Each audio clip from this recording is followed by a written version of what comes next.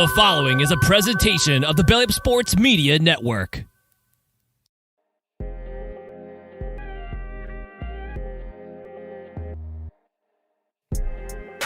Little Alamo Bowl talk, baby, and we'll also dive into the college football playoffs, all that and more here on the Sooner or Later Sports Show. Man, it's been a bit. I'm your host, Jay. Thank you for pulling up here on the YouTube channel and listening wherever podcasts are downloaded and listened to. While you're here, please wipe your feet, like, subscribe, rate, review, give us 5 stars. You don't think we deserve it? I don't know. Just give us 5 anyway and gift it. So, of course, we got the standard crew here, myself with Coop. And we're going to dive into some fun stuff today. We're going to talk about a little bit of the Alamo Bowl. We'll recap some slight stuff around the recruiting class that just came through. We'll talk college football playoffs. Texas lost, and so did Alabama. And really, what does that mean? And then we'll wrap things up with the All-American game that went down today. And, you know, maybe some recruiting and a transfer portal updates, you know, beard, mustache, bull, you know. Anyway, Coop, how you doing, my man? Man, what is going on, Jay? It's been a while. It feels like it feels like been months, years. Feels like right before. Yeah, we have not done this since last year. That's exactly right. It's been like a full. I mean, yeah, that joke's never going to get old because you know you can always say it, and it's so true. It's been roughly last year since we did this. Yeah, but man, I would have to say this is. I know we'll talk about the Alamo Bowl. I was doing some traveling with the fam, and we went to Dallas.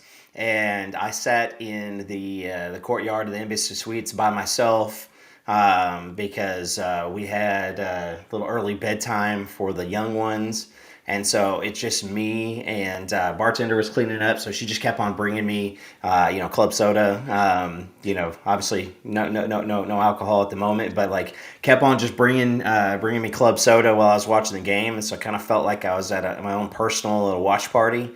Nice. And of course in Dallas the day before the Missouri game. So the Missouri game. A lot to talk about, but so a lot of fun stuff happening too. Yeah, we had a lot of things going on here or whatnot. I just spilled a whole bunch of water on my laptop over here, so I had to grab my grab a towel real quick to clean some of it up, which is kind of fun. But you know, the Alamo Bowl itself, I wanted to talk slightly about because we didn't really get into it, right? Yeah. Most of you got to talk about it. They saw my recap. I was traveling too. I've actually spent the last week last week basically on the go. It's been crazy. Christmas was pretty good. So Merry Christmas, Happy New Year to everybody on here. Mine was pretty wild. I had a nice little Christmas accident. So if you've noticed, I have my thumb all wrapped up. It's been fun, having a chopped up version of my finger floating around. Good. And so, yeah, no, just the standard stuff, chopping up food and your finger disappears. So, but my finger's still here. It's just a big chunk of it is now definitely holding on for dear life. So being digested. Always fun. But let's talk Alamo Bowl. You said you were sitting there drinking, watching the game, quote unquote club sodas in your personal bar. How'd you feel about that game? I didn't really get to get your thoughts on that one. Now that it's a week later, you get to really think about it. How'd you feel about that game? I mean, it's slightly more important than the spring game. But I mean, just is kind of what I felt like. Anybody losing their mind about anything? Listen, the only player that I really got frustrated with was obviously Farouk. More than once, you can't do that. He's done that a few times throughout the year, just coughed up the ball. That was it. Jackson Arnold, couple good defensive plays. The guy went out there and just kept on slinging the ball, makeshift offensive line. It's crazy because when you go through that game, we statistically dominated every single piece of the game except for the turnover margin. And it's not a bad team. I mean, that is a up-and-coming team. That is a team that's on fire. It is a team that I promise you, if you are, and I'm going to keep it PC and family-friendly and all that stuff, but if you are teams that haven't done much for quite a long time in the bless your heart Big 12 next season, you better go watch that game, not to dog on Oklahoma, but to prep yourself for a little bit of a whirlwind because that team is fire. Yeah, so I mean, I don't really freak out much about that.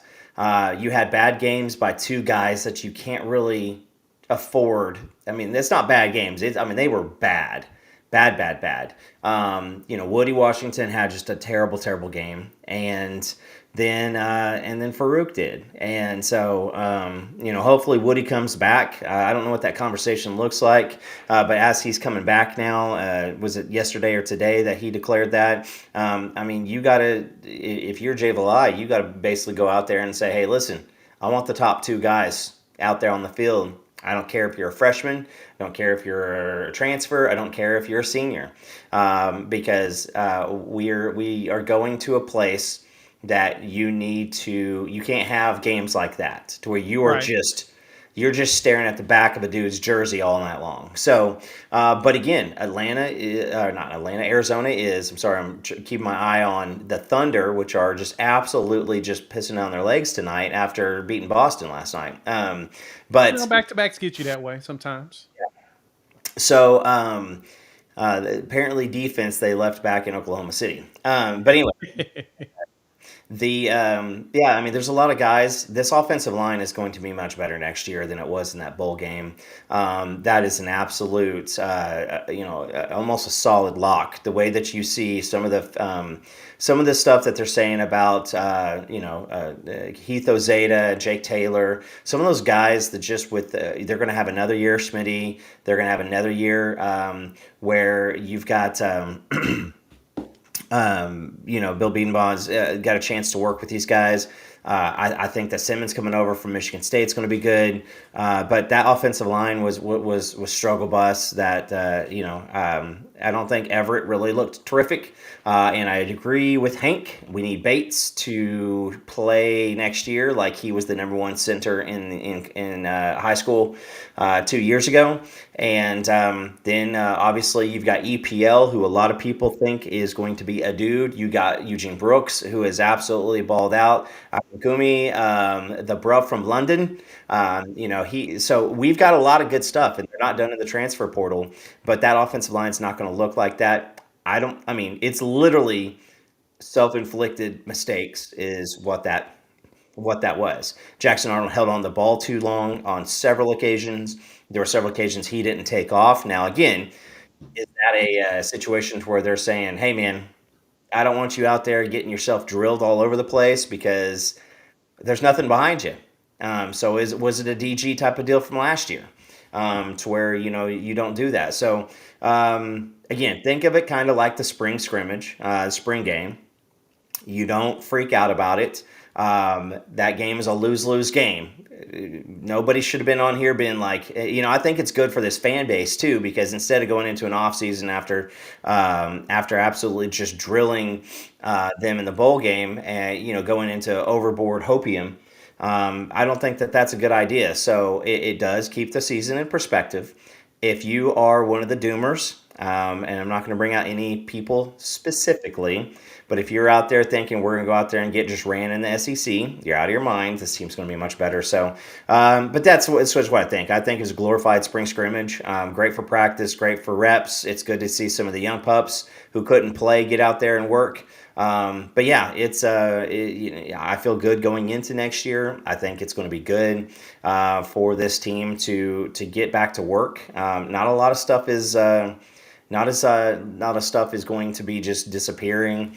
If you look at this team and you look at a topic we'll branch on here shortly.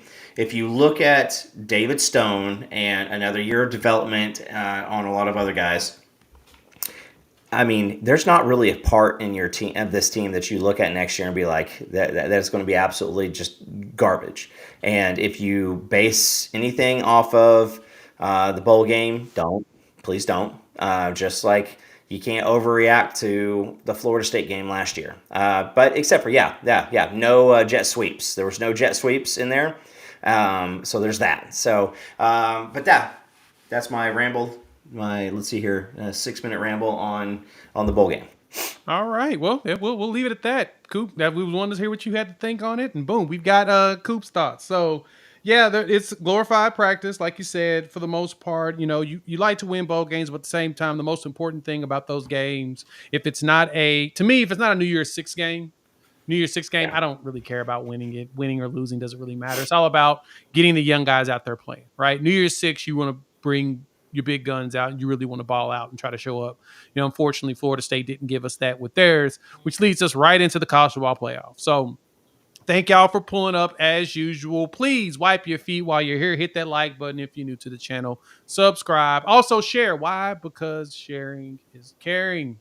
Channel doesn't grow without you, the people. And yeah, it's been, like I said, about, 2 weeks since we've been able to give you some content. So now we're here to really talk about it. But I want to dive into, and Hank, you're right.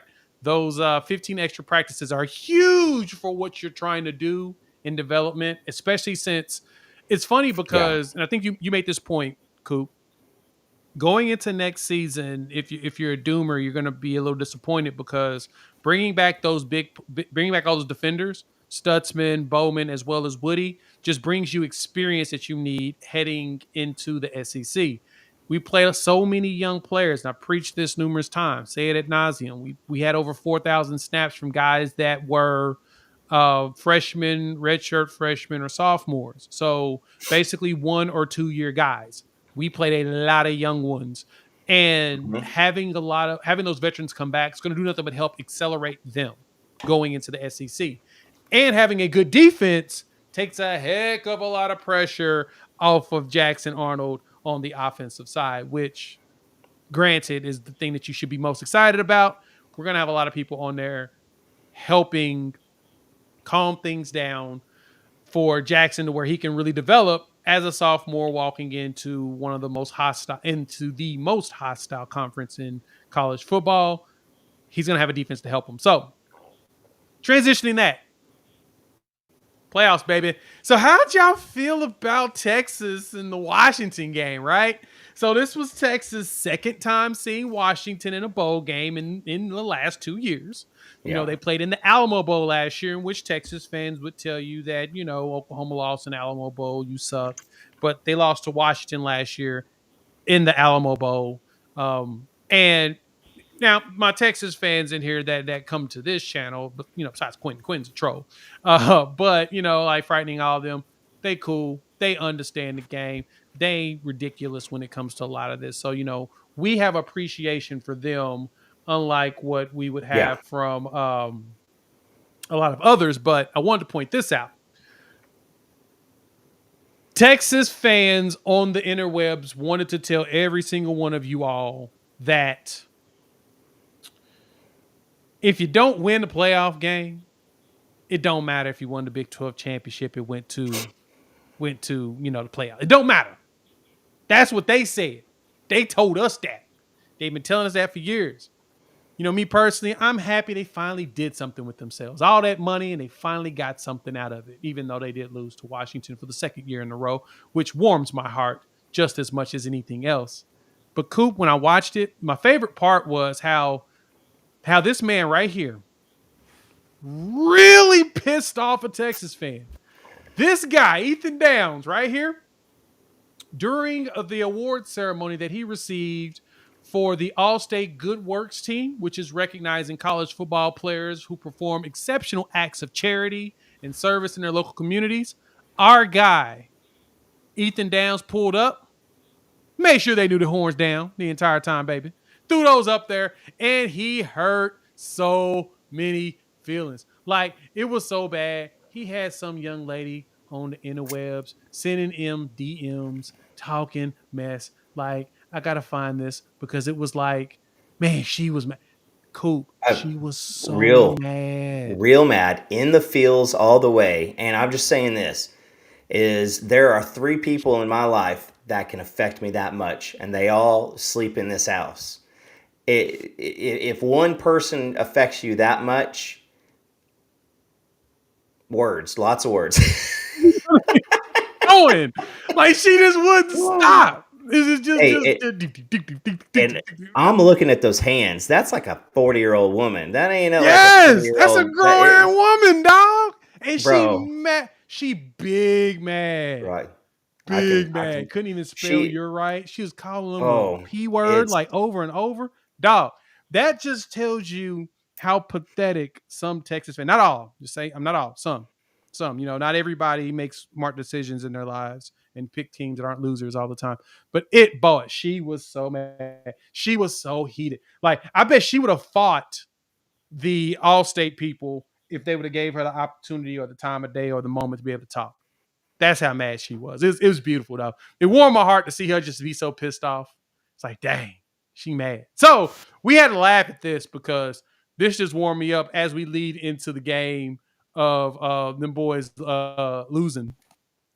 And Texas taking that L to our compadres over there at Washington, right? Karen. I Karen wanted to talk to Ethan's manager. Karen wants to talk. James, you Oh, got it. wants to talk to eat. James wins. James, you win the interwebs on that one. Beautiful. That was great. All right. Oh I'm man, stripping it just it on just camera it here just real quick. hurts her little heart, bro. I am in It's tears on it. But Texas takes an L. Coop, I watched everything I watched the entire second half of that game. I missed the first half because I was on a flight. And when because I missed the end of the Alabama Michigan game, and then I missed the first half of this one. When I got to watching it, first half, I got to know from you, like for real. Um, huh, whew, how do we say this? Quinn was looking bad in this game, wasn't he? um I would say this. Did you see the media practice where they had the group of folks around Arch and Quinn was sitting on the deal and he's like looking over his shoulder and he's got nobody in front of him and he's looking at this group of people around Arch Manning. If you've seen that picture on the X, If you haven't seen the picture on the X, just go to the thumbnail of this actual video. yeah, okay, there you go.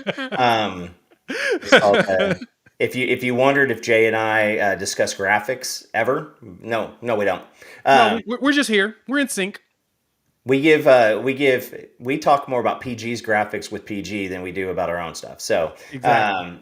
but I will say this is no, Quinn looked bad, and what's crazy is, man, every single big game that Quinn's played in, he's balled out. It's the when are you going to just puke down your leg in the middle of somewhere where you shouldn't. Listen, I don't think Quinn Ewers is a bad quarterback, but he sure as hell ain't a great quarterback. Washington kept that game available and alive for Texas. It should not. Was it 21-21 at halftime? Yep. It should not have been that close at halftime. They shouldn't have been driving to try to win the game. There was so much wrong about that game, and you look at it as was Washington just new to the scene, didn't understand what was going on. I mean that's just what I think. And every single team, whether it's Texas, Washington, yeah, I agree, Brian. But this was a very, very lackluster. That Alabama team, they ain't it. That Michigan team slightly better than I thought they were going to be. Just shout out to your boy. I got some wrong, I got some right, but I think I called Washington and Michigan both in the playoff at the beginning of the year. But I did too. So there you are. But I also called Oklahoma, so I'm a jackass. Life happens. But I just gotta say this is Washington is good, and if they had anything resembling a running game, they'd be elite. And that's just a struggle. And hopefully the Johnson kid feels better. But no, I mean it looks like I saw the APB, the MIA for Xavier Worthy, Adonai Mitchell, bro. Mitchell had himself a little bit of a game. So I would just I'll say this: is Washington's offense is legit. Penix Jr. is a guy that his first year at Indiana, I felt really, really, really good about him. He transferred to Washington, and for a while there, it looked like it was not going to be much of anything. But I mean, dude should have won a Heisman. Nothing against Jaden Daniels. Nothing against Daniels. But the 3 losses give me the edge for Washington. Because I mean, outside it was it the Arizona State game that Penix just basically did nothing. But I mean, like he balled out, and they've got 3 legit receivers. The defense, it is what it is. I think it was a number 8. It was a number 8 number. It was a single-digit defensive lineman, and he was all over everywhere. And Texas just shouldn't have even been in that game, but Washington kept him around. And if Texas would have came back and won that game, I would have petitioned something, because nobody watching that game that doesn't have burnt orange boxers would have ever thought that they should have been on the same field, much less the better team. But Washington had a couple of bad scenarios. It literally felt like in one of the worst playoff groupings ever that Texas might just luck themselves into something. But they didn't. And we don't have to talk about that because they lost. So hold that L. Every single Texas fan is going to talk about all the different crap. I'm sorry. You guys were there. You didn't do it. Your year's over. We're done talking about you. I don't know if Quinn, after that big hit, I don't know if Quinn could have done a lot of mathematical equations or spelling contests, because he did not look like he was in the same world. And maybe that had something to do with it. But Texas is going to have an interesting year next year, because with Malik gone, now it's Arch. Nobody talks about the Transformer. Nobody talks about the other guy behind Quinn Ewers. And Quinn's coming back because the loaded class in the NFL this year. But right, got a few receipts on Quinn being the number 4 overall pick in the NFL draft before the year. But he ain't that. And this is what we talked about quite a bit, Jay, is Texas and expectations, they don't mix. It just doesn't. It just isn't there. They're losing a ton on that defensive side. Before you get there, we'll get to that in just a second. Let me jump in on you on that with the Quinn piece. Yeah, he did not look good when I looked at the numbers going into the half, right? Like he got all of his damage was second half. And like you mentioned, Coop, it really was a lot of what it was like Washington was kind of letting them in there. The fumble and then the punt, and all of a sudden he had 2, them big drives, that touchdown drive and then that field goal.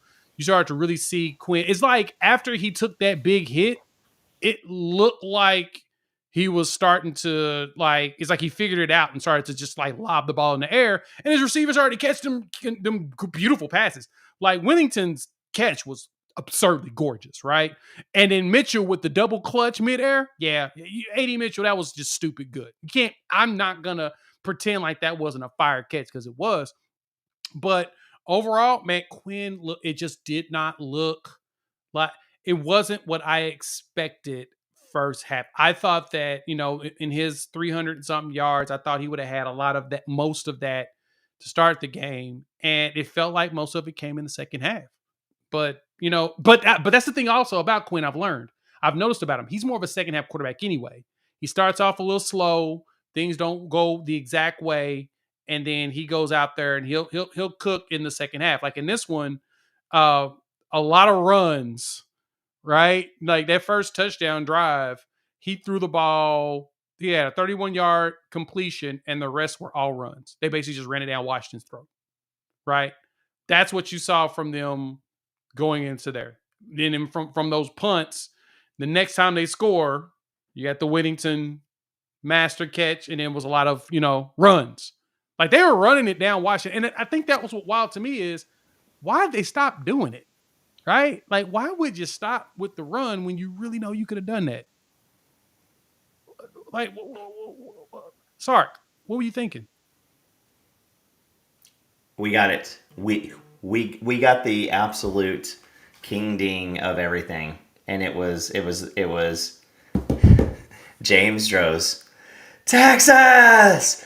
What happened? Like it just that's what it was. I mean, you get right from the get go.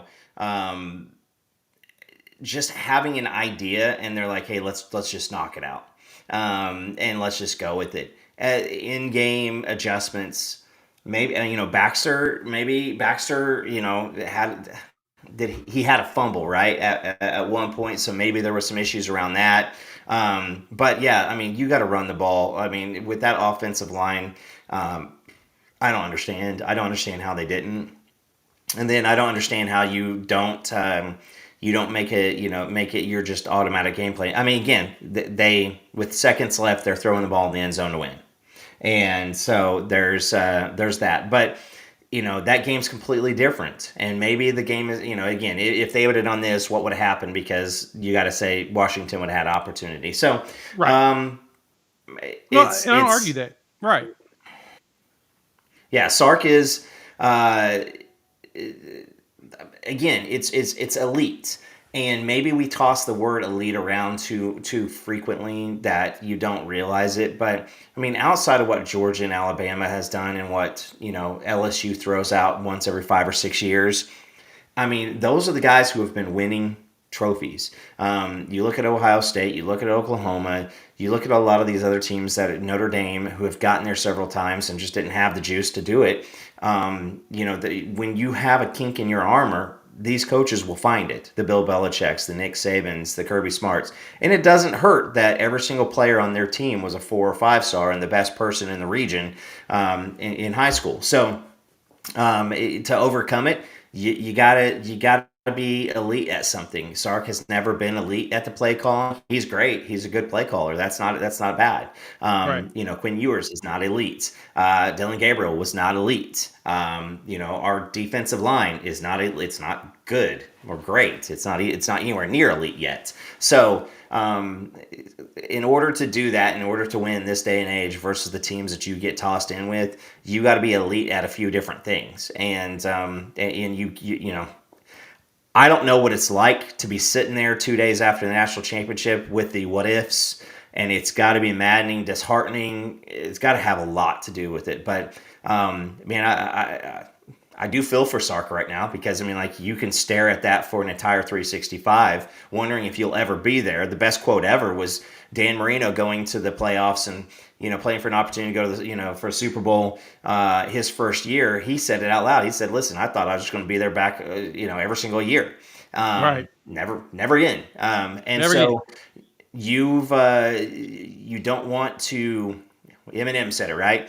It's your one opportunity. Do not miss your chance to go to blow whatever. I can't remember off the top of my head, but you got to take advantage of it. And so, I mean, it's kind of like us pissing down our legs against Kansas or Oklahoma State for this year. This was a wide open year. Now, I tell you what, college football got damn lucky that Georgia got left out, because I would still pick them against this field. Yeah, I think Georgia's probably the team that, and I think Georgia and Florida State kind of had a point in this one. Now, everybody talks crazy about Florida State losing that game to them, but they also had like 40 players opt out. Like, I actually am on the side of the players on the opt out, because I get why they did in that scenario. None of those dudes opted out against us at the Cheez-It Bowl, right? They all showed up, they played us, and they said, we want to compete for a title. So what did they do? They went out and they beat everybody on their schedule to go to the playoffs. Didn't get in. So at that point, they're like, well, that defeated the purpose of us opting in. Our opt-in was to win the title, not to do this mess. So they all opted out, which I totally get. And they lost like 3 quarterbacks, beard, mustache, bull. Anyway, but James here makes a fantastic point. I wanted to jump on this. Yeah. Rules, man. Why does the offense take time out if one of their guys get hurt in the final 2 minutes when they're trying to run the clock out? Right. Like, because that baffled me, and that threw the game off to me for real. Like, I mean, I understand Johnson was hurt. Man, they should have found a way to wheel that dude off the field real quick so they could have just kept that going, and just because the whole goal point was, if you would have killed the clock, that game was over. Like, Texas should have never gotten that last drive. That injury is the only reason why Texas got that drive. And yeah, that should have been it. But yeah, I thought that was a very fascinating piece. And thank you, James, And for pointing it out, because that was the one thing that kind of threw me off. I'm like, why the heck isn't the clock still running? Like here's why. to me, the clock should have ran all the way through the play clock before the timeout. They should have gave them that because they were running the clock down. We knew what they were going to do. It's not like they were going to go out there and try to score a touchdown. They should have had the full run off of that play clock, and then they should have stopped it. But they stopped it so early. I'm just like, yeah, this is questionable. Very questionable. And here's why: is it's the same thing. It's the same thing that you see on defense when the player goes down with the cramps. I can't remember which bowl game it was, but there was one bowl game, and somebody in the chat will help me out. But it was somebody like made a play, and they were trying to conserve clock, and he looks to the sideline, and then he like takes a couple steps towards the sideline, and then all of a sudden he reaches and he's like and he like goes down, right? So on offense, what it is if you got no timeouts, and again, a rule's a rule. The situation, so let's pretend that Washington was going in for the game winner, and you've got 19 seconds, no timeouts. You fake an injury, and then he can go down, and while he's being attended to, you can do some coaching, and then they snap the ball right then and there. That's why it goes off. And so in order to do that, you do that. So you're like, hey, listen, you can either have the 10-second runoff called by the defense, or they have to pull a timeout. And so when Texas said, nope, we obviously don't want the 10-second runoff, they got to burn a timeout. So that's it. That's why that is. It doesn't happen a lot, but that's why you see moments where Gavin Sawchuk looks at the sideline before he scores. That's why you see Samaje Perine take the knee at the one. You gotta do that because they're always looking at clock management, which is why another reason why if you got your young kids and your running backs and your players who have that much game time, realization, why a head coach would have struggles with it. So there you go. Yeah, but it still annoys me though. It's like, but you know that they're gonna run the clock anyway, so you can hit them with the 10-second if you want to.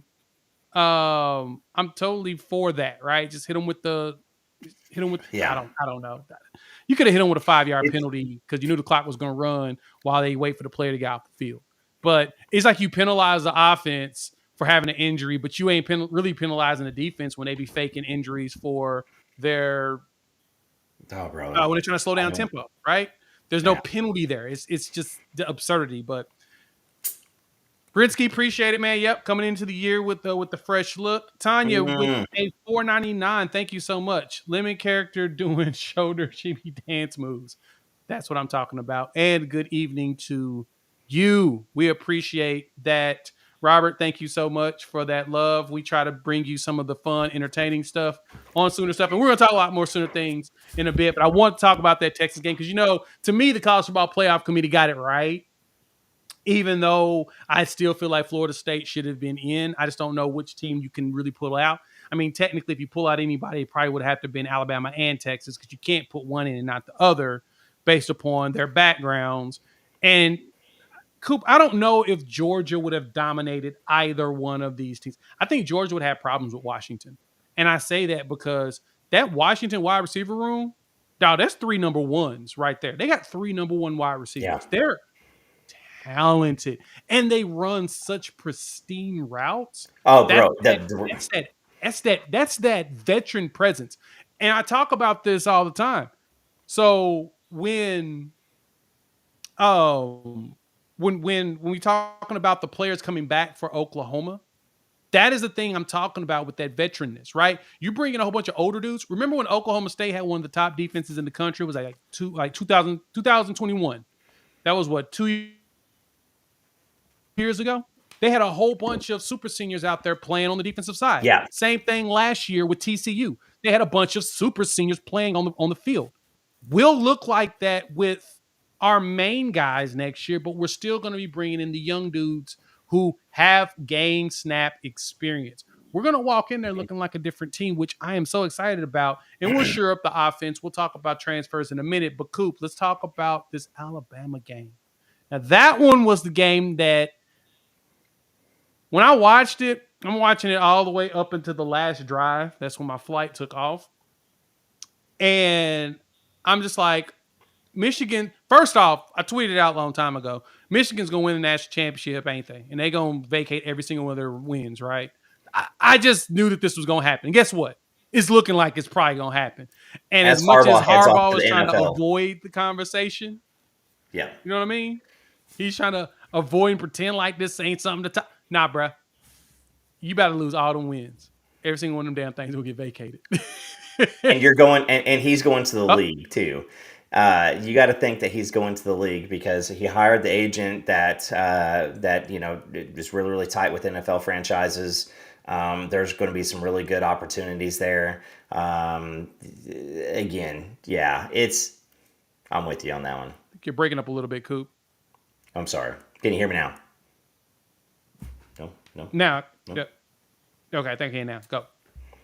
All right, so I think Harbaugh's heading off. I think he's going to the league. I think that's going to be what happens. The vacated wins portion of it, yeah, 100%. I'm with you on that one. But I will say this is Alabama looks like they did when we didn't think that Texas win was. I mean, when Texas beat them was that impressive. Milroe had some struggles. They had issues with the receiving core. I mean, that did not look like an Alabama team. There were some good times, but I've never seen a Big Ten team just really come out and I don't know if Ohio State and Michigan are getting closer because last year the Ohio State Georgia game, Ohio State should have won that game. Michigan beat Alabama this year. What do you say about it? I mean, it's tough because you've seen the Big Ten go into big dog SEC and just get embarrassed. But that Alabama team, it did not look like they had just leaps and bounds of 4 and 5 star guys across the board. That offense was unpredictable. You couldn't hang your hat on it because you never knew, was it going to be a struggle? Was it going to be good? McClellan looked really good at some points, and then they had trouble running the ball against some points. They couldn't block up front, and so you saw, they gave up 41 sacks prior to the bowl game this year. Alabama did, and I think they had 5 or 6 in the game. I mean, it was pretty rough, and it's hard to win a game like that. And so, if you think. I think that I may have said something about it, but an offensive line gives up 41 sacks in a year. You can't win big time things that way. And they played lights out against. I mean, they should have been eliminated by Auburn. That's still maybe the dumbest play that I've seen this year. But they should. They beat Georgia, which is what they were supposed to do. Alabama did what they were supposed to do. So I agree with you on the whole think that maybe Florida State should have been in there, but who do you knock out? That Alabama game was just odd. It was just odd watching it because watching Michigan do that to them just was odd. You know what's interesting about that? I asked the question, how the heck did Alabama beat Georgia? Right? Mm-hmm. It's like when I went back to look at this, I'm like, wait, how? It just didn't make any sense to me in seeing the way Alabama played against Michigan and how Georgia played. Well, Florida State, I don't really count that game for them because, like I said, most of them left. But how did Bama beat Georgia the way they did in the SEC championship game? I don't think Alabama's a bad team. Don't get it twisted. It's Bama, it's Saban, it's the legacy, it's the greatest coach in college football history, right? And it's funny because Georgia has lost 2 games. They're 30-2 in their last 32 games, right? The 2 games they lost are the SEC championship games to Bama. So in this long winning streak, they've lost 2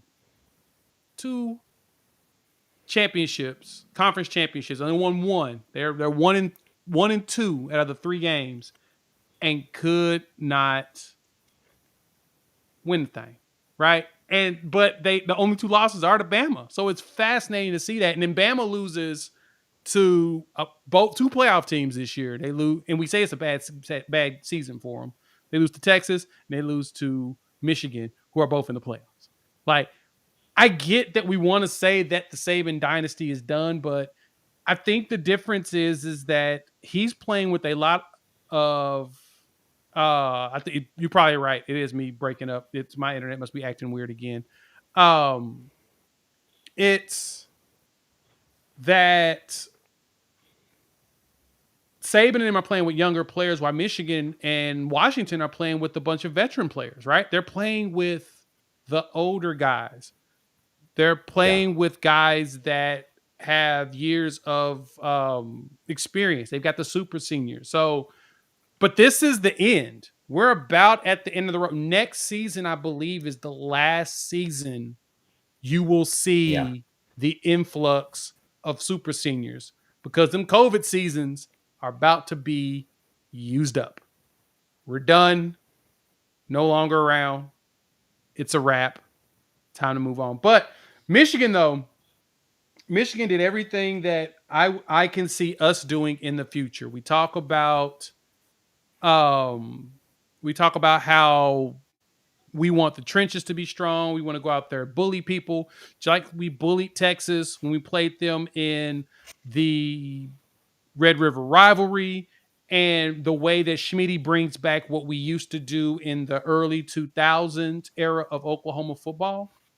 That is what I'm expecting out of us going forward, is similar to what Michigan is doing. Sharon Moore is doing what we used to do with Schmitty back in the early years of Oklahoma when he played here. Looks the exact same. Muscle, push people around with a bunch of 3 and 4 3-star offensive linemen. Like, they ain't really got no 5-star offensive linemen on that team right now. Not the one starting. Go look it up. Somebody actually pulled up all the players that Sharon Moore had got, and I was just like, dang, they really ain't that impressive. Like, they're not. They're developed. So I anticipate we should see something similar going forward with Beatonbow, now that he has a coach that knows how to do roster management and actually let him do his job. Right? Or am I wrong? Yeah. Yeah. No, I mean, you're right. And I also got to say this is on the defense and offensive line. Listen, you can talk 3 and 4 or 5 stars all day long. I'm not there yet. I just think that it is so hard to have. It's so hard for some of these guys to project. Jordan Seaton, this guy could be somebody or he could be absolutely nobody, and it's so much harder to be a 5-star offensive lineman. I've said it before. In high school, you are playing against 1 to 2, maybe, and this is in big boy football too. You're playing 1 to 2 really solid defensive linemen each year that you're playing in high school football, and then everybody across from you is that guy.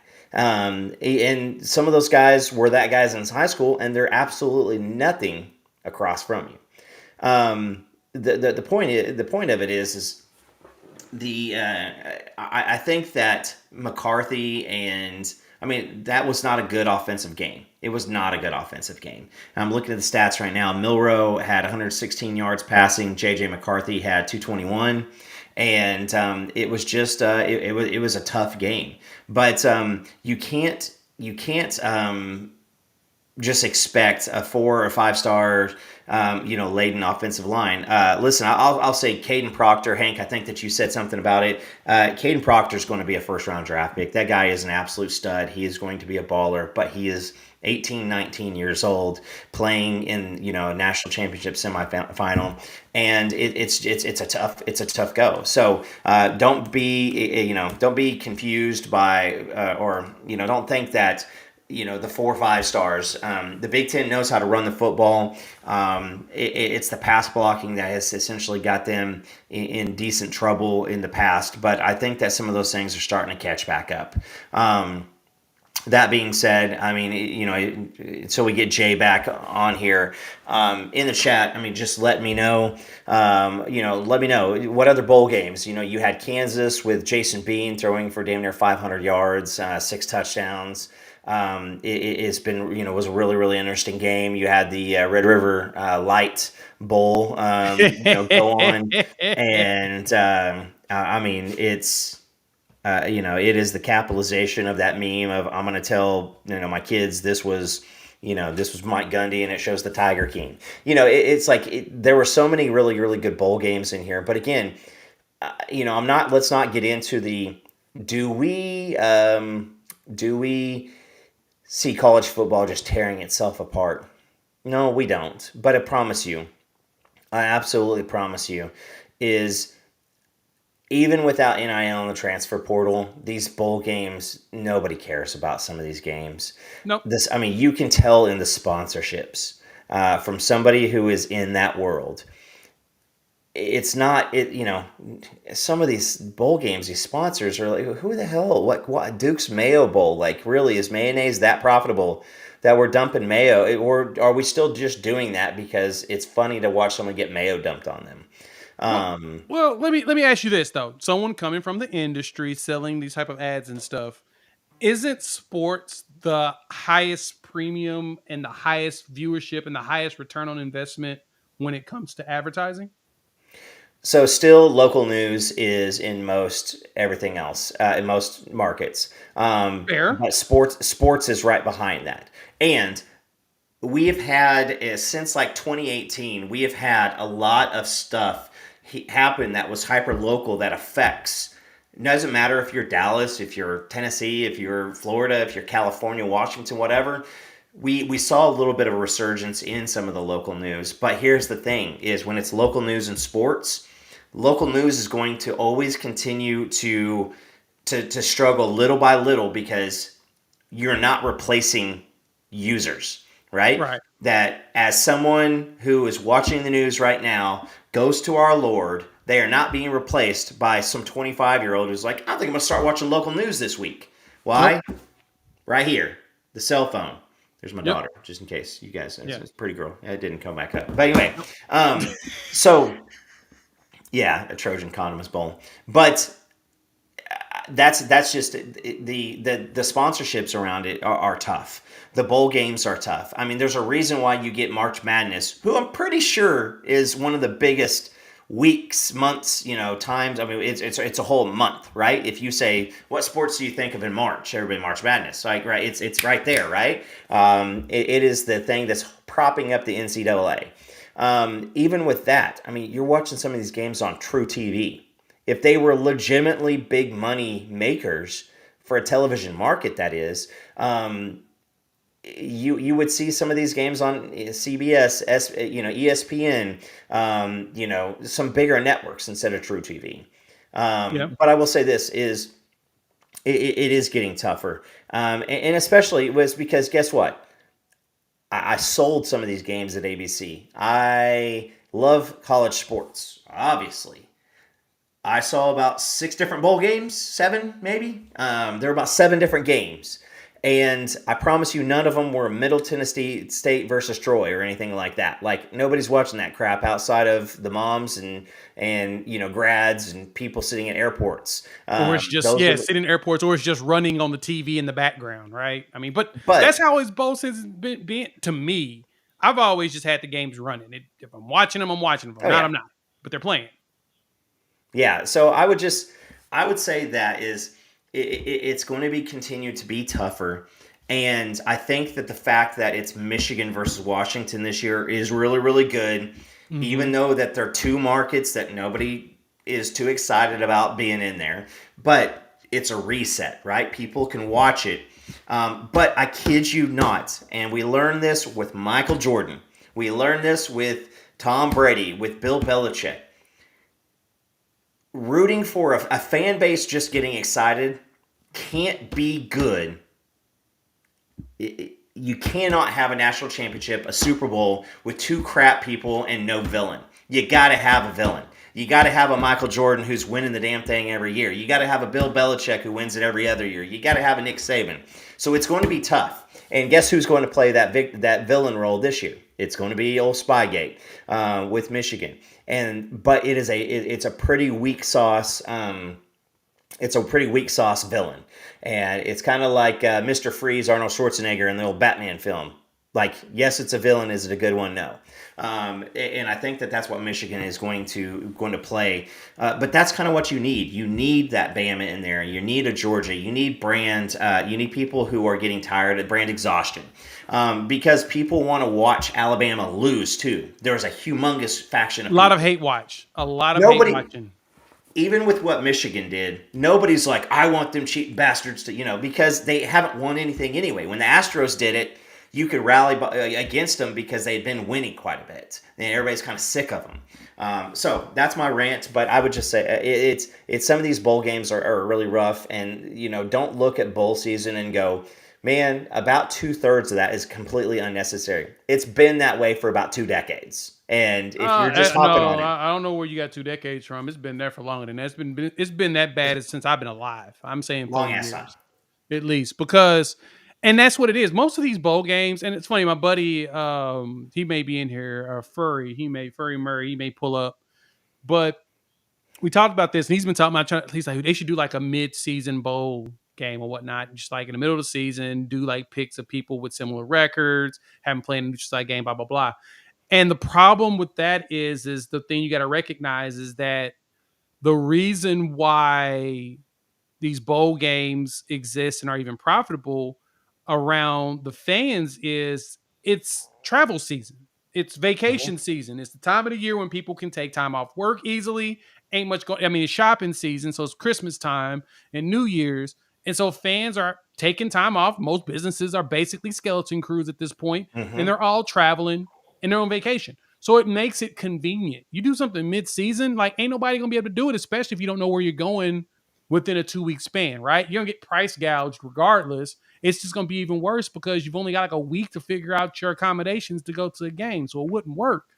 But overall, I just think most of the bowl games have been this way anyway. Most of them been just like a ceremonial thing at the end of the season that some fans care about, others don't. Some people care about going to, whatever bowl game that exists. Like the Alamo Bowl is considered the bowl game, the top bowl game right behind the New Year's Six.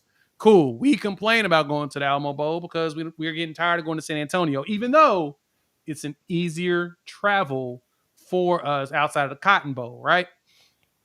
It is what it is. And so most of these games are just for the fans to be able to travel. Those that don't get basically it's for the rest of college football because 95% of them are not going to be playing in a playoff game. That's really what the bowl season is for. It's for that. Jason posted this in here, and I thought this was pretty interesting. This was a pretty good point. Yeah. You know what I take from the college football playoffs? Texas blew a better shot than Natty than OU ever had. I disagree. They blew a shot that Oklahoma had in their 3 of their trips. 17, we should have won a national championship. That was Bama's worst team, probably in all the title teams they won. That was the game where Hurts got taken out for Tua, and we should have beat Georgia in that game. We were favored in that game by 8 points. We were 8-point favorites going in that game against Georgia at the Rose Bowl. 8-point favorites. Lincoln Riley took us off the gas. Lincoln Riley. That game, we should have won. Yeah. We win that game, we won the national championship because there's nothing that keeps you from winning the title. And that year against Bama, that was the one year I felt like Bama were their most vulnerable. Their most vulnerable. Now James, I will agree with you there. That 17 team and this Texas team probably are equal when it comes to actually having a good chance of winning the title because the playing field is a lot more level. This was Texas' chance. Next year, with them losing, I think they're losing 8 or 9 starters on the defensive side of the ball. Now, they're going to have a lot of contributors coming back and playing, but they're losing a lot of people on both sides of the ball with starting time. And correct me if I'm wrong, but didn't Baker had the flu or something leading up to the Georgia game too? I And think he so did. you got that situation. You got the freaking squib kick, and let's talk about Jesus and the election or something, because if I start talking about that Georgia game, I'll lose my shit. But I do say this Yes, Mike. is I do. both of Yes, the Mike. both of those Yes. teams, Georgia and the Alabama team. Oklahoma. Like in that game, we have. I mean, you got to think about it. You have Rodney Anderson, who was the best player on the field that day, and D.D. Period. Westbrook. Yeah, D.D. Westbrook, and that's with Chubb and Sony Michel on the other side. So you got sub Choney. I mean, Michelle didn't do much in the NFL, but he was the dude in college. Nick Chubb, obviously, he's done okay for himself. Rodney Anderson, injuries. D.D. Westbrook, Baker Mayfield, Mark Andrews, Young Hollywood. I mean, there was just so many different guys in that league on that game, and it was. I mean, a lot of people say it's the best college football playoff game of all time. So, I mean, it is. And now, I hate being on the other side of the that game even more when I hear that. But anyway, it's down. It's so good, but I think that we knew this year going into it, this was going to be a little bit of a wide open year if Georgia struggled at all. Georgia did have their struggles. Man, I'm not usually a dude who takes a shot at how a dude looks. Every time they show homeboy at Georgia, the quarterback, I just feel bad for the kid. It literally looks like they went and picked up a kid and they were like, "You're kind of tall. Why don't you come play quarterback?" And he looks like a damn lollipop. He's just rail thin and this big noggin. But they were showing him, and he's like, "Yeah, he's coming back because he wants another shot. He wants to go to the national championship game." And next year's going to be entertaining. There's going to be a lot of entertaining stuff going next year because, again, you've now got more of an NFL format where you do not have to go undefeated. No offense, Florida State. You can lose a game. You can develop. You can work on some stuff. And it's going to be very, very interesting to see how head coaches manage this, because do you trot out somebody who's been dealing with, does our offensive crew say, "Jackson, go crazy. If you miss a game with a concussion, it's not damning, we're fine." Right? Do coaches coach differently next year with that? Don't get it twisted.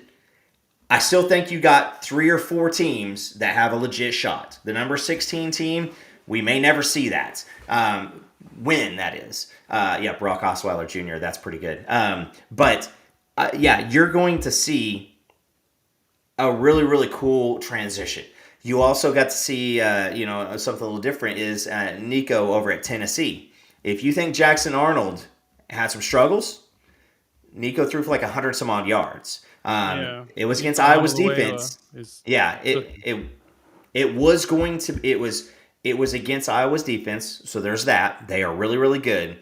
But it was like 100 some odd yards. They blew the hell out of Iowa, but it was that was a rough game to watch. That was tough. But you've got a lot of young quarterbacks coming in, and transfer portal's not done yet either. So next year's going to be fun. Yeah, fixture's going to be interesting because of that. So, all right, thank y'all for pulling up. Hit that like button if you're new to the channel. Subscribe.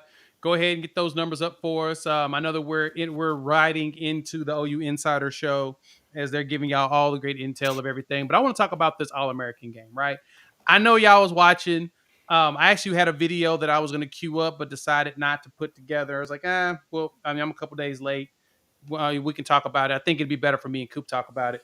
But Coop, you see a lot of them highlights from the practices at the Under Armour All-American game? There's so many ways that you can go on this one. It's cool. These games, I often feel like the practices are kind of more telling than the actual game. Just because you don't have any uniformity, you don't have any you don't have any type of a chemistry. But though you guys showed out, and that fella right there, he means business. Stone and was if cooking. you think if you think that he is not listening to, if you think that he is not listening to a couple of the, what's the word I'm looking for? The talking heads, especially, the DSs out of the Texas area talking about he doesn't live, breathe, and eat football. Shut up. Focus on your hopium and telling Texas fans that they're going to win a national championship next year. Leave our guys alone, because David Stone is a monster. Yeah, and he hasn't met Schmidt yet. Right, and look at this right here. You got Eugene Brooks right here on the offensive line. We're wondering about offensive linemen. Look at the way he's pushing and fighting right here in the line, and that's what everybody wants. We want guards that can do this. You're getting it, right? You got Kinkumi out here fighting Lil Zulu, who's actually really good, but Zena was good. Yeah, Zena was cooking. Zena was cooking as well. But you saw, you're watching here. You're watching Brooks out here. Look at him, just fighting him. That's the offensive line play everybody was asking for, right? Look at that. Yeah. Look at that. That's what you're looking for. We getting that. We got it. We got those players. Brooks, right. Brooks, make no mistake.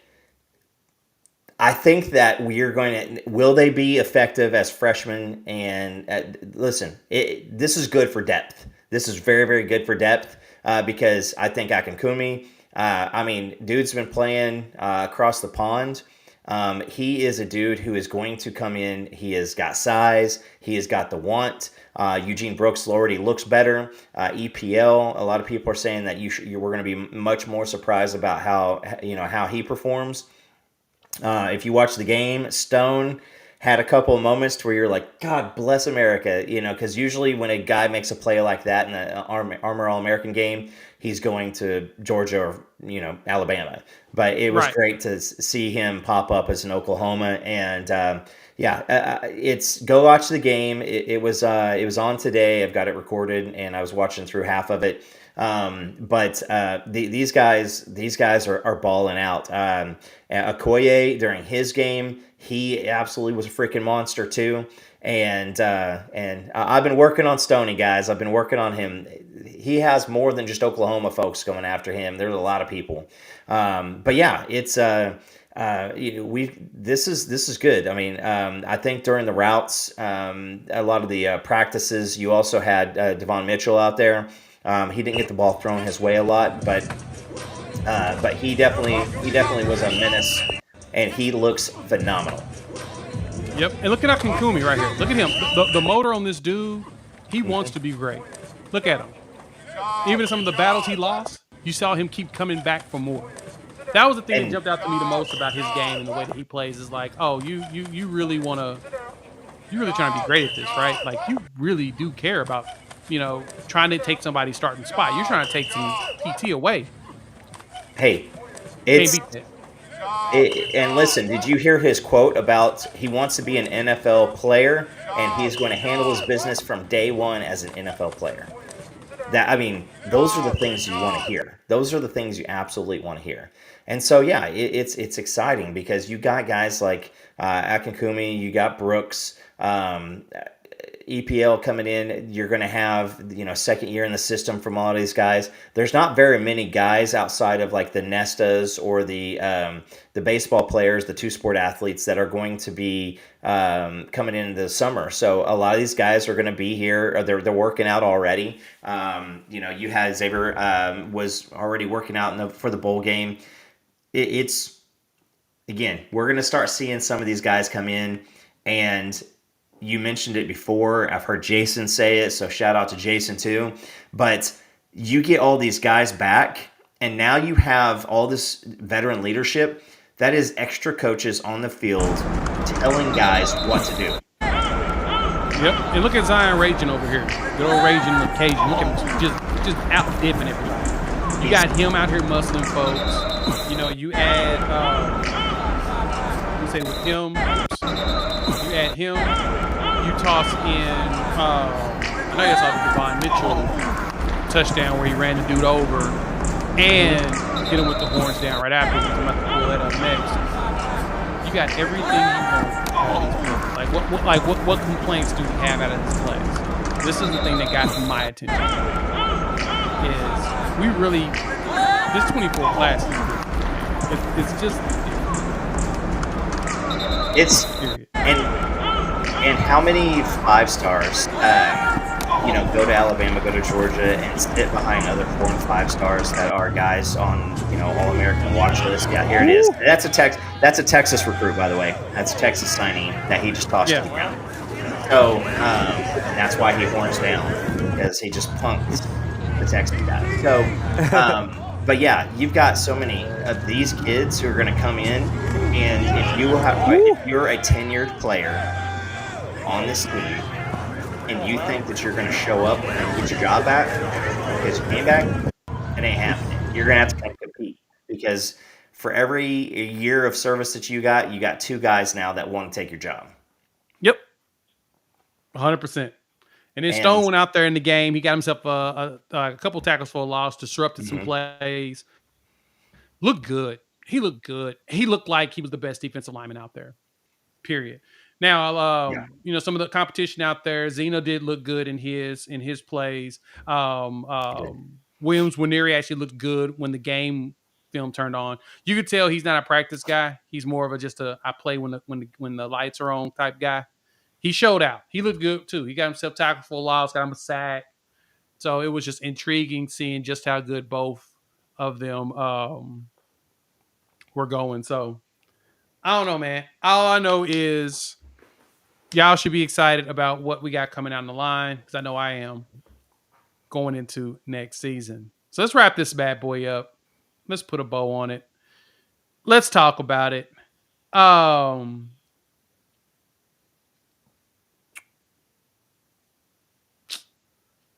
What you hearing in them streets, Coop? I know you're hearing some stuff, right? I know you're hearing some secrets. I know you got something in there, bro. I've heard it's a couple things. If you guys are waiting on David Hicks, stop. Yes. So I would, I think over the past little while, I don't know. I don't know what it is. I mean, that's not a future decision, but it's all right. I think we saw our Mason Thomas show some flashes in the bowl game. Here we go. So there's some excitement right there.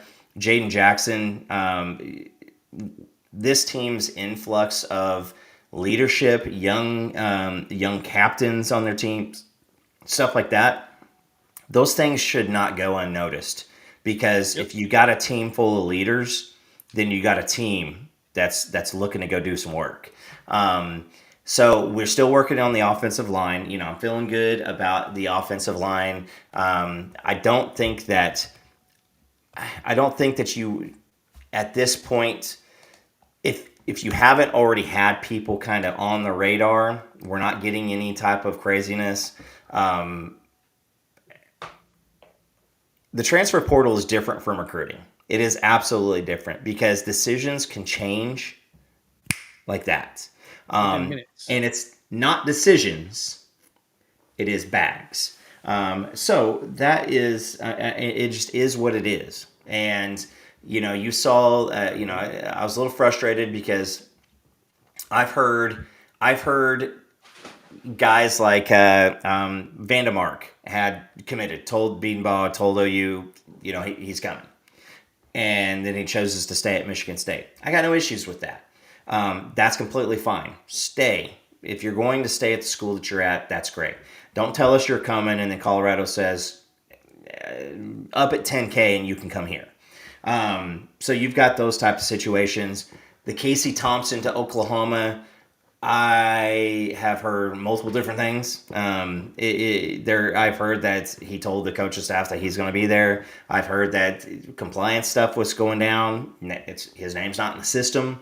I know that there's a little bit of an odd rule. I think that is it 5 days from the end of the national championship is when the teams that have players in the playoffs have 5 days from the national championship. Their game. They have 5 days from their game. So that's why you see this massive influx of Bama players in the portal the last couple of days, is because once their game ended, they got the extension. So they got the 5 days, and it's going to be big. And, and I get you, Jason. What I've heard is that he's a PWO, and he's just going to be there as a veteran backup.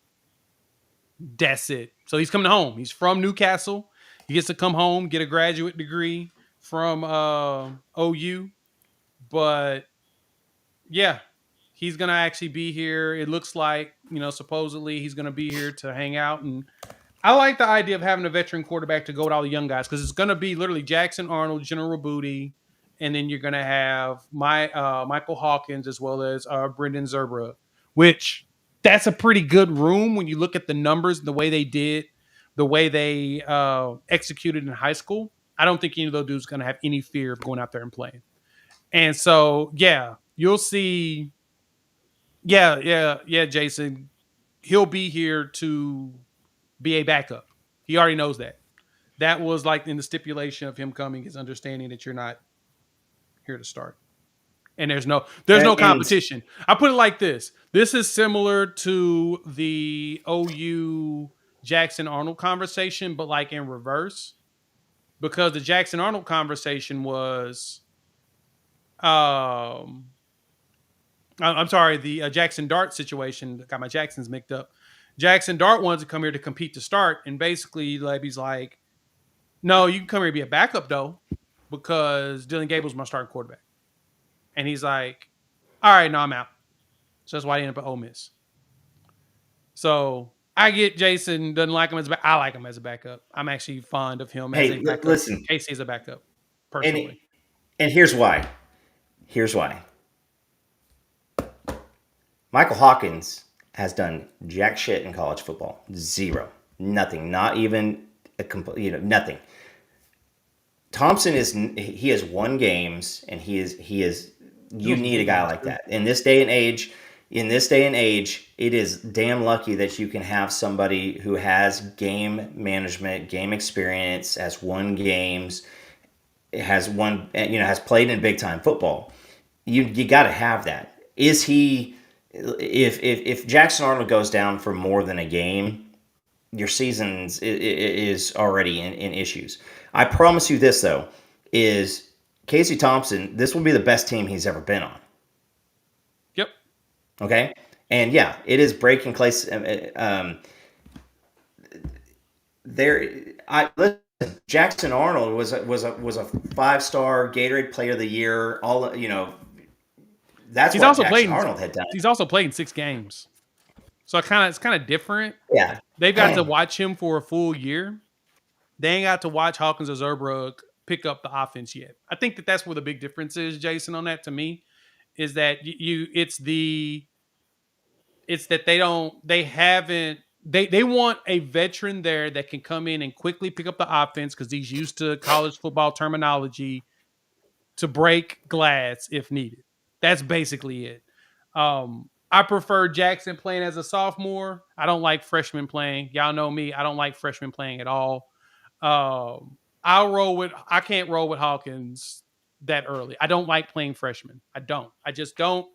They're the easiest ones to trick. They're usually the ones that get caught staring down players. Hence, Jackson Arnold did it in his bowl game. But the beauty of it is now he has an entire 6 months to stop doing it with a new offense, which things are going to change for him, which is the good thing. It's going to all change. But yeah, that's not. I just don't like freshmen playing. I've always said that. And I will say this too. The game of Denton Geyer, Jackson Arnold senior year versus Michael Hawkins his junior year, when he was still at Allen. Those were 2 different guys, 2 different situations, and Michael Hawkins did little to nothing in that game, almost nothing. And I will just say that is we still haven't seen him done, and I believe he went to North Shore. My uncle covers down in that area. I think Michael Hawkins, after that game, I was worried about him. I'm not worried about him now, because he looks somewhere between a Paul Thompson, Kyler Murray, somewhere in the vicinity in that area. And he is going to be a baller. Kid's 18 years old. He might be 17 shit at this point. So you got to have somebody like that come in, because if Jackson Arnold goes down on the road at LSU, you cannot tell me that Michael Hawkins is a better option to go out there than Casey Thompson.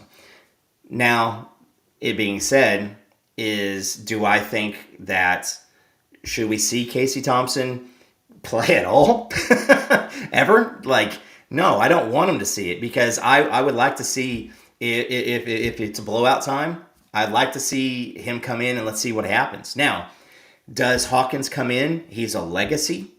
Does he come in and pick up the offense pretty quickly and start learning some stuff? Michael Hawkins is a guy that we can see on the field next year because the guy can move. He has a good pocket presence. He's fast. No jet He's sweeps. really good in the pocket. I think that's my favorite thing about him is his ability in the pocket. He can move in the pocket well. I think I'm give you a hot take on this one. I think Brendan Zurbrugg is a better athlete than Michael Hawkins is. Yeah. I think Zurbrugg is a better athlete. I just think Michael is just so poised in the pocket and knows how to move in there. He's athletic as hell, but at the same time, he's very good in the pocket. Brendan Zurbrugg is one that's we can't sleep on. Now, I actually feel like I fear him being a portal guy after a year here. Just because of how I think he's more talented than people are giving him props for. But no, between those two, man, it's going to be a fun, competitive battle to see who wins that number 2. I cannot wait to hear the practice stories just because of how talented both of them are. Exactly. And listen, I've got some pretty sources that tell me Zurbrugg or Hawkins, one of those two guys are going to be playing major college football at a different university in 3 years. Potentially, I can see it. Makes sense. So there's almost no chance that you're keeping Jackson Arnold, Hawkins, and Zurbrugg for 3 years. It just doesn't happen in this day and age. But I will tell you this: I would rather see that opportunity given to a legacy in Hawkins, especially how his pops his time in Norman went, because he had some issues. But we can wrap it up on this one. But if there's anything that I'm very, very confident going into this next season, is the mindset of this team is phenomenal. The buy-in on this team is phenomenal. I think that we saw it late in the year to where a couple tweets went out, if you're not in and if you're not here and if you're not here for the long haul, it's time to bounce. You saw some of that stuff. And you've got a lot of opportunities with, and yes, Thompson being a legacy as well. Granted, he's had his opportunity. He's been on 36 teams, and he's never been able to wrangle it. But this will be the team, and I promise you, I think Trevor Knight and Casey Thompson are pretty comparable quarterbacks. I don't want Trevor Knight ever playing at OU ever again, ever again. And I definitely don't want Casey Thompson on there. So there's that. Thompson also went to Texas because of what we had on our team. So just keep that in mind. But I think that you're starting to see you're starting to see a lot of this. If you haven't, go check out. Because he wasn't recruited by the local the old regime. That's why he went to Texas. He didn't go to Texas because he wanted to go to Texas. Riley didn't want him.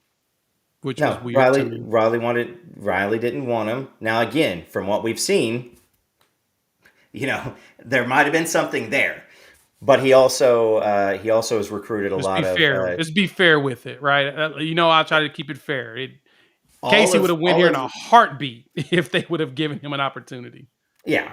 That's what. If you say he went to Texas, don't do excuses. You're just stirring up shit at this point, because that's all you're trying to do. Because you got to be recruited by the head coach to come to the university, unfortunately, especially when he's the quarterback head coach that's a quarterback coach, right? So, but all that being said, go check out Sooner Scoop. Prisbillo did he's getting drilled by a certain mother right now, but the buy-in, Caden Helb's coming back to the team, really getting after it. It is great.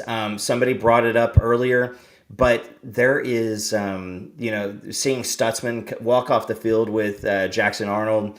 Guys, we're seeing some really special stuff that is in this day and age of the transfer portal. We're seeing a lot of special stuff and a lot of really, really good family environment things going on. This is still a business, and you got to go and you got to win and you got to produce. But these are the things that are good. So the cycle of Oklahoma fans is this way: is in about 2 to 3 weeks, the hopium is going to start going like this, right? We're going to win the national championship by February. We got a lot of tools, a lot of assets, a lot of toys to play with. And they all love each other, and they're doing a great job, and they're continuing to coach them. This is good. I will say this. If we get down to the backup quarterback, we're in a different conversation anyway. It's never gone. They're the few and far between on the stories where the backup comes in and becomes somebody long term. So, but it is great. This is a great time to be an Oklahoma fan.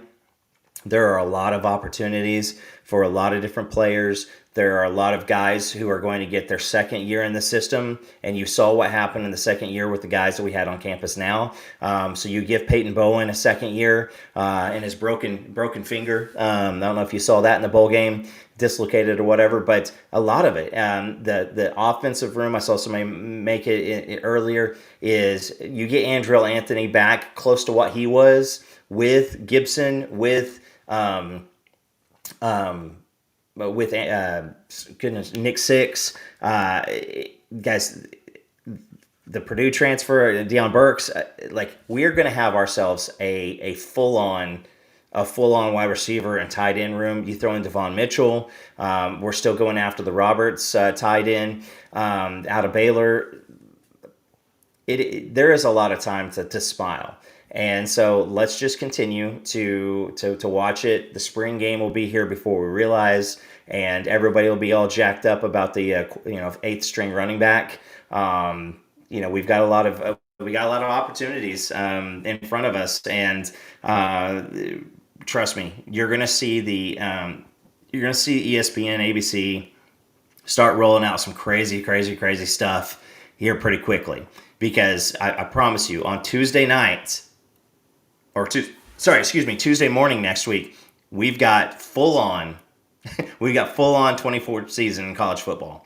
They're going to move straight to it, and it's going to be time to start, propping up everything that's going on. Yep.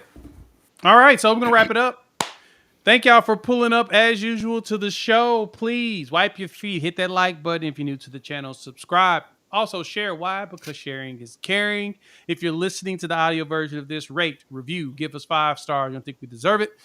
Let's go ahead and give us 5 anyway and gift it. So we'll have another show on Sunday. We'll probably talk national championship game. We'll also review the last of the season. I think that'll be a good one.